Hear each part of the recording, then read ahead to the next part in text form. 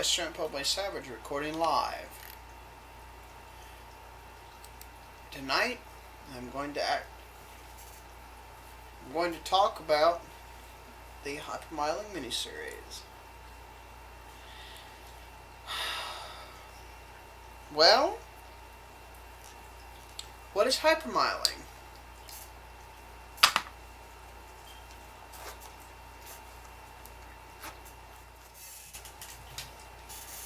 Hypermiling essentially is the ability to it's either, just give me a second, let me click out a couple of these things.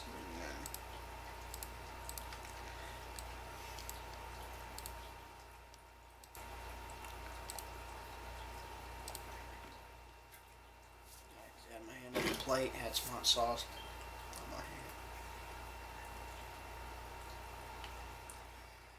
It's the practice of making modifications and adjustments to a truck or car, or modifying the engine that makes the truck or car move, using certain driving methods and techniques to help you get the most mileage out of, and get the most miles out of each gallon of gas. Or doing all three: modifying the vehicle, the engine that makes the vehicle run, and different driving techniques to get the most. Doing all three to get the most out of each gallon of gas. Now, today I want to list my top modifications for aerodynamic improvement, to use less energy to do the same amount of movement. Because of aerodynamics, the better your aerodynamics, the less fuel you use to get the same amount of movement. It takes you less gas to move the same distance because of aerodynamics. Number one, lightweight but strong alloy wheels.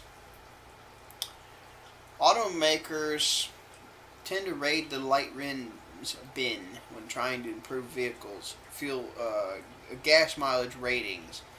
Lighter wheels means less mass to speed up, less mass to get moving, to accelerate, which means less energy used. Unit for unit, lowering the amount of moving mass will show better results than reducing non-moving mass. This mod is more beneficial in suburban stop-and-go type driving than constant speeds, but it does help benefit both. But stop-and-go type driving, its effects are strongest. The General Motors EV1 electric cars, magnesium alloy wheels are an example of this. One of the many tricks and trials and techniques they use to actually get the most distance out of each charge for battery charge. It was lightning outside.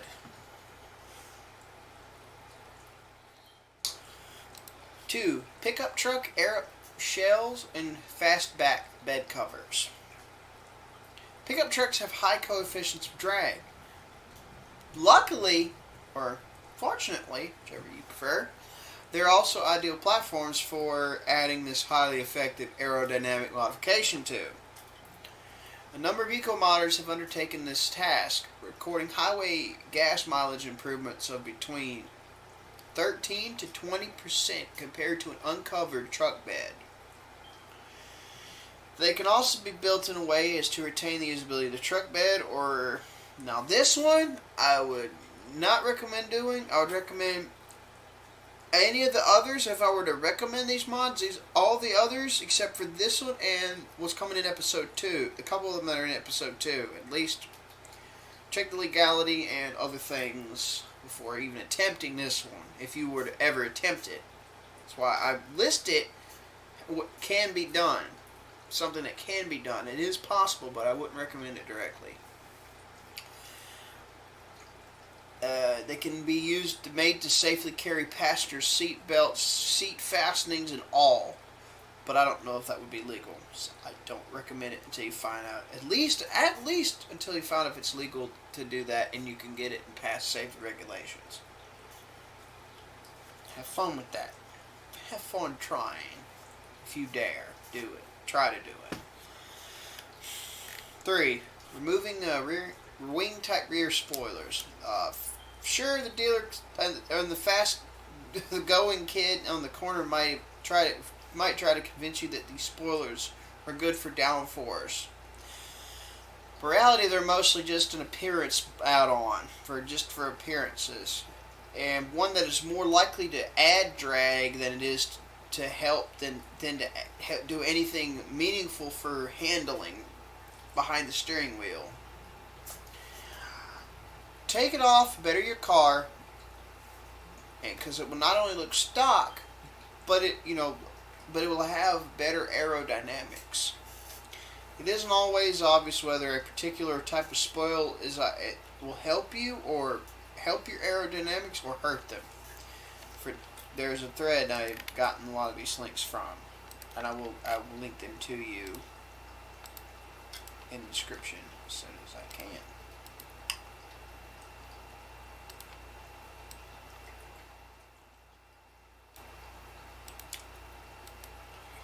4. Sealed panel gaps. These little gaps may not seem like much, all those little gaps in the vehicle, but they do add up. Hence, that's why all the Bonneville race cars come sealed up like a damn coffin. Automakers are starting, or since this was posted, this original mod, this list of mods, I got these top ones that my favorites out of. Started paying, since this was where I got these from, was posted, they started paying attention to the production areas, areas on production cars. There are many solutions, including use of clear tape, color matching silicone filler, foam weather stripping. Others would just be body panels to minimize gaps. Just until it was just able to have as small gaps as possible. Shrink them down. 5. Belly pan or under tray. The underside of your car is one of its most aerodynamically filthy areas. Most vehicles will benefit. They will benefit by fitting a smooth under tray. Something manufacturers are doing more and more, where they want to squeeze the most efficiency out from any particular model, like the Jetta diesel versus gas, or Camry hybrid versus non-hybrid as examples. Sheet aluminum, or a thin film of some type of stainless steel, if you can get it, a sheet of it like that, or corrugated plastic might do the trick. So make sure you don't put anything easy to melt or easily flammable near the hot tailpipes. 6. Swap or fabricate a more aerodynamic front bumper cover. Some different trim levels of the same vehicle model can have more aerodynamic bumper styles than others. If your car has a possibility of swapping between multiple different bumper styles, consider one that's more aerodynamic. Another option is to modify or fabricate something for your existing bumper. Modify the bumper, etc., etc. 7. Upgrade your headlights from bucket or pop-up style to aerodynamic assemblies. Some older headlight assemblies, particularly those with sealed beam bulbs, have a bucket-style scoop design. Often these can be swapped out for different styles of headlights or modified to cut down on aero drag at least. Some car models come with bucket and aero assemblies, so swapping is a plug-and-play affair for a lot of car models throughout the ages. One eco-modder, according to this web forum post, even removed his significantly less aero pop-up style sealed beams with a lower profile, flush fitting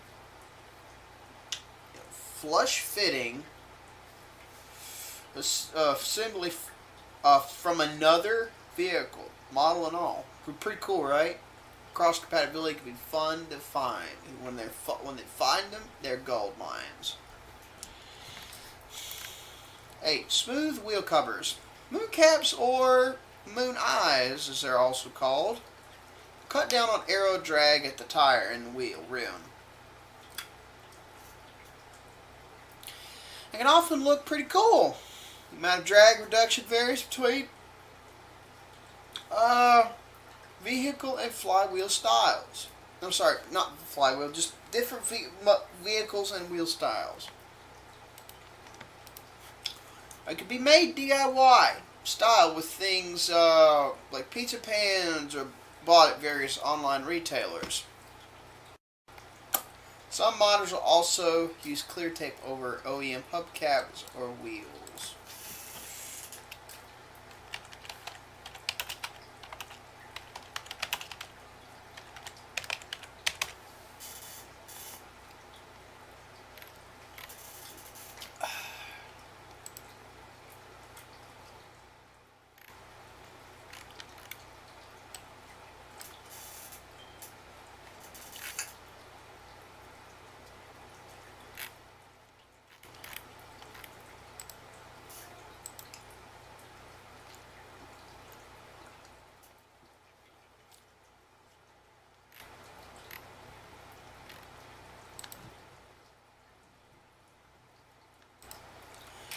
I'm going to mention another one real quick at the end of the video.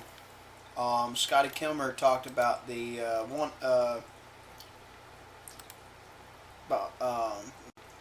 easy, cheap to do car modifications. I will talk about one of them soon enough at the end of this video.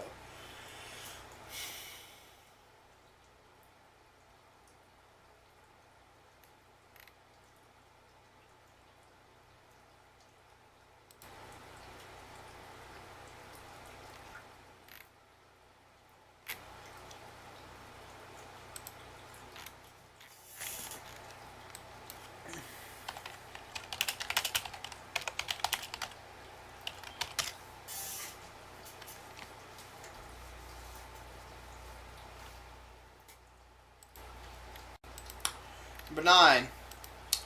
Radio antenna relocating, deleting, or replacing with a different type. Radio antennas are not the biggest things in the world, but they can stick out, and in the way you definitely won't find traditional whip style antennas on high efficiency concept and production cars. You won't.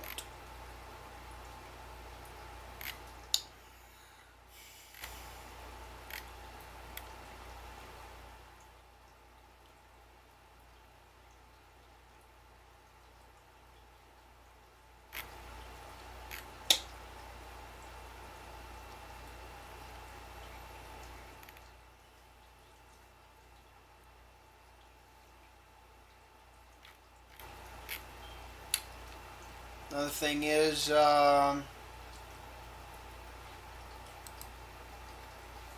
can either remove it, you can put it in another location, or use a more that's more aero friendly, or replace it with a wire coil type antenna that has the same ability to pick up, but is not as aerodynamically shitty. You can, like those who are into DIYing and stuff like that, that's perfectly fine.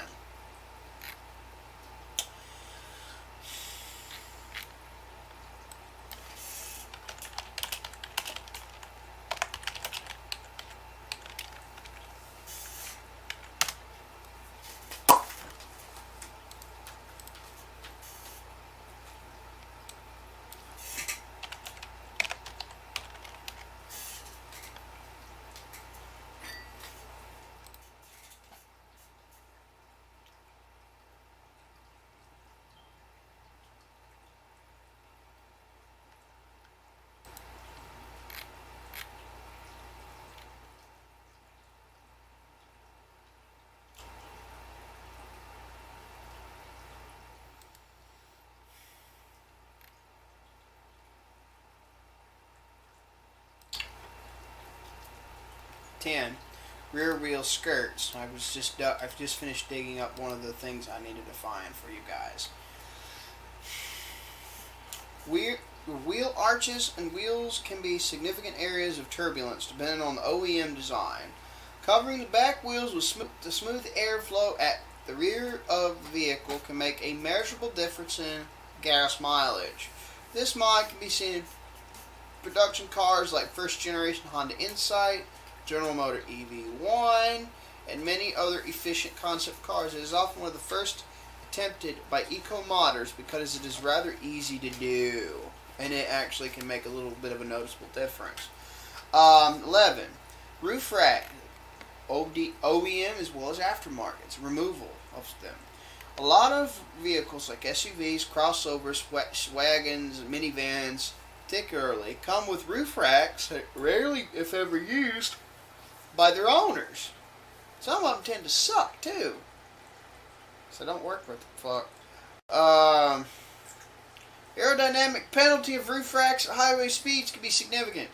They can increase both frontal area and coefficient of drag. Removal is usually easy if you're aftermarket to moderately hard, which like at certain OEM designs. Removed racks can be put back in if needed. A compromise for OEM racks with hard to remove side rail or mounts is just remove the crossbars. That's usually a simple job. 12. Low rolling resistance tires filled up to their maximum pressure.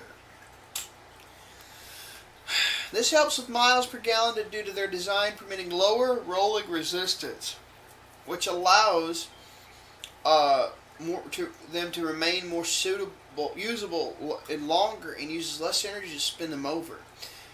In recent years, they started to make silica enhanced rubber compounds that have both good grip and low rolling resistance now, so you won't have to trade one for the other. Pretty dank, bitches.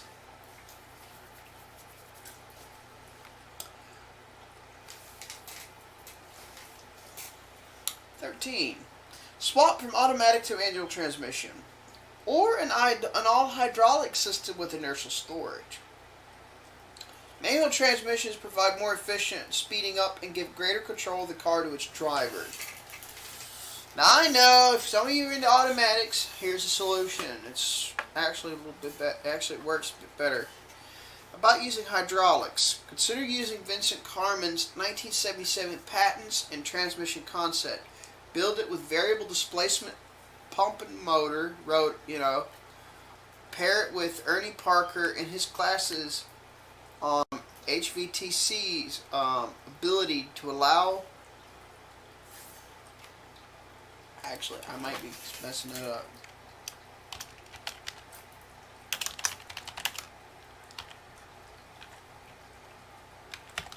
HVCT is what I meant to say.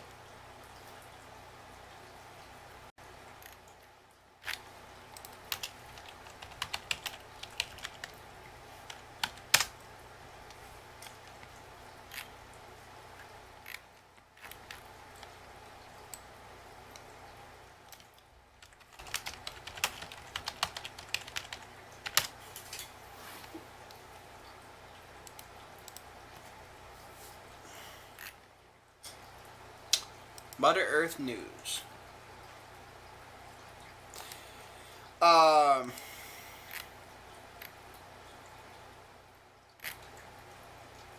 Okay, no, I did get it right the first time. The HVTC class project was originally launched because of a 1920 magazine article brought by Tom Steinkamp. The piece described an automobile with a hydraulic drive system. This is 1978-79, though. The other one was in the mid to late 1970s by Vincent Carman. But use Vincent Carman's design, pair it with HVTC's ability to allow an engine's RPMs to vary based on the amount of pressure drawn that is in the driveline's accumulator and how fast pressure is being drawn off, while using a few electronics as possible. If you can do that, and I think it's possible. And when you can do it, when you finally manage to, you can't lose. because it accumulates any energy lost by hitting the brakes. You have a neutral position. You have a forward and a reverse, just like in an actual. You have a parking option where you can just click click. Just click click and park it. Now you can put it in neutral, pull the brake, turn the key on, and and you have a little lever, or put it in another next position away from the other side of the neutral to let it start the engine up with what's stored in the tanks. No need for a starter at that point either. Pretty cool, right? So it can have all these benefits and it save you gas mileage big time. Number 14, power steering delete, manual steering rack swap. Hydraulic power steering system continually pump fluid even when the steering assist is not needed. The pump takes engine power to run and reduces mileage. Manual racks have no power assist, and electric racks only use electricity when you actually turn the steering wheel. Make sure you have this stuff lubricated like no tomorrow when you put it in, and it isn't exposed to the elements of nature, or you will damn well regret it. Number 15. Use synthetic transmission and differential oils, or synthetic hydraulic oil if you're using the hydraulic transmission. Why? Because it reduces friction between gears, leading to less energy being absorbed as heat into the oil, and it also increases part life. Again, most effective for cars and trucks in cold climates, since viscosity of conventional lubes rises as ambient temperatures drop, and get thinner when temperatures go up. So, and ideally, if you want to, you do one thickness, one viscosity above the thinnest synthetic transmission differential oil possible. That's number 16. I just told you. So the thinner the oil is, it reduces friction. So friction resistance the engine must overcome. This leaves you with a more miles per gallon in power. Just stay close to the thinnest transmission lube recommended. At least one thickness above it, the thinnest recommended. One thickness or viscosity above it. 17. Synthetic axle and wheel bearing lube. Reduce the internal bearing friction, leading up to less energy being absorbed as heat. Also lengthens bearing life. Most effective for vehicles and driving in cold climates. But it can be done either way because it works and it's freaking awesome. So do it if you want. It's where convention. So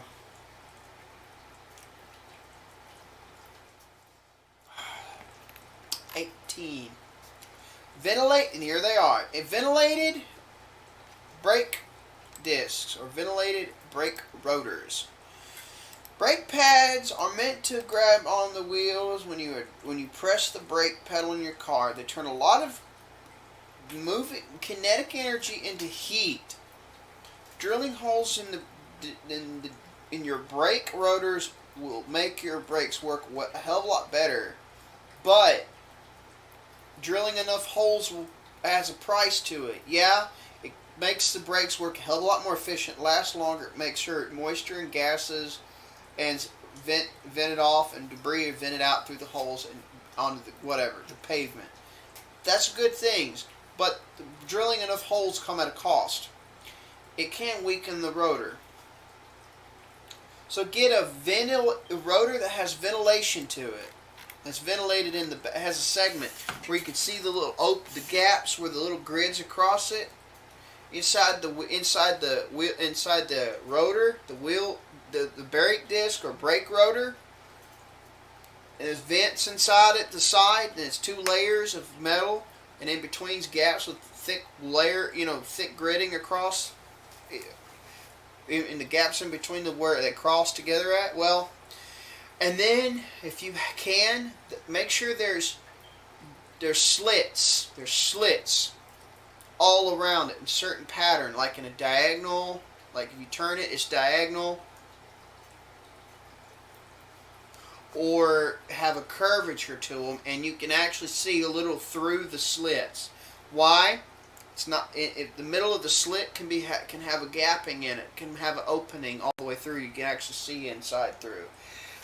That would be more effective. It actually has some of the same function as the drilling the holes in it, but the ventilation is more effective at the heat aspect. But the slits actually work at least almost as good as the getting debris and moisture off and letting the brake pad do their work more effectively. So, and grooved. So grooves are milled on the surface. So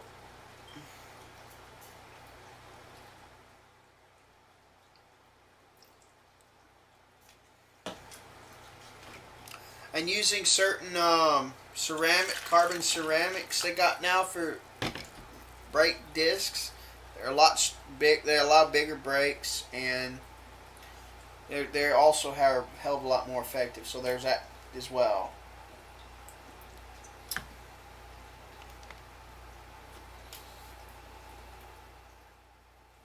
So they're ventilated and they got grooves in them. So it's a little middle ground. It's not gonna weaken the metal itself, but at least it's enough to get that grip, get that grip going, and make sure there's nothing to get in, water's thrown off and all that stuff, moisture's thrown off and stuff like that. Akebono brake pads, I hope I said that right. They're some of the best out there. Watch Scotty Kilmer's video on them. I hope you enjoyed this video, guys. So if it took too long, sorry, but for those who enjoyed it, hope you did. Take care of yourself. I'll see you in episode 2. Good evening.